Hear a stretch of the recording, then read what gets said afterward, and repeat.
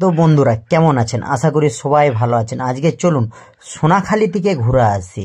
সোনাখালিতে একটা খুবই সুন্দর চায়ের দোকান আছে। চায়ের দোকানের নাম হলো টি কর্নার।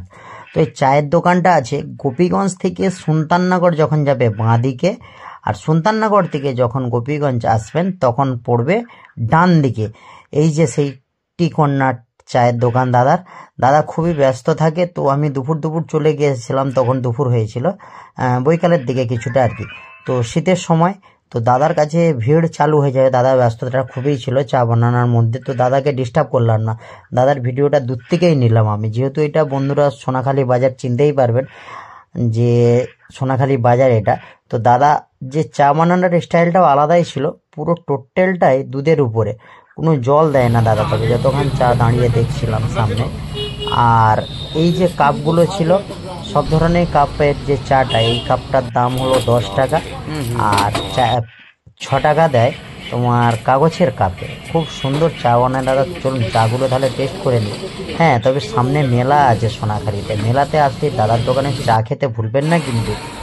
খুবই দাদার হাতের চা সুস্বাদু। চলুন তাহলে চাটা টেস্ট করা যায়।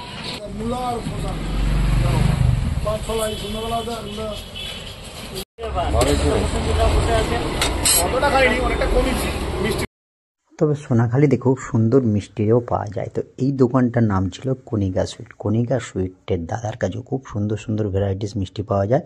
তো এইটা ছিল সোনাখালি বাজারের যে একটা গল্প, ছোট্ট গল্প। তো হ্যাঁ, এখানে কদিন পরে মেলা আছে 2024 ডিসেম্বর থেকে চালু হবে 2রা জানুয়ারি পর্যন্ত। কেউ আসতে ভুলবেন না কিন্তু এই সোনাখালি ফুটবল ও স্কুল মাঠে। এইখানে এই মাঠেই দুর্গাপুজো হয়েছিল, মা দুর্গার পুজো হয়েছিল। তো এই মাঠেই আসতে চলেছে স্টার জলসা ও জি বাংলার ধারাবাহিকগুলো যে হয় আমাদের বাড়িতে বাড়িতে চলে, মা বোনেরা যে দেখে, ওইখানেরই হিরোইনরা আসতে চলেছে। কেউ আসতে ভুলবেন না কিন্তু 2024 মেলা মিস করবেন না সোনাখালি